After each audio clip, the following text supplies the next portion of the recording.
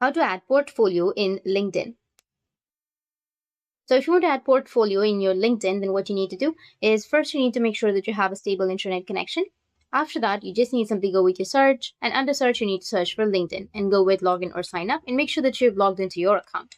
Now, once you've logged into your LinkedIn, you need to go with your profile, which will be in the top left, or just simply click on your name and it will take you to this kind of interface.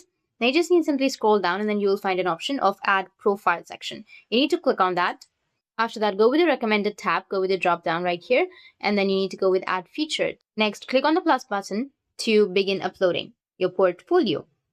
You'll be given options like add a post, add an article, or a link, image, and a document.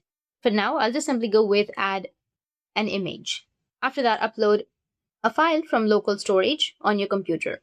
Once the file is uploaded, give your portfolio a clear title so people know what it is. Then click on Save to publish it. And that's it. If you return to your profile, your portfolio will be added. And if you have any questions, feel free to comment below. Thanks for watching.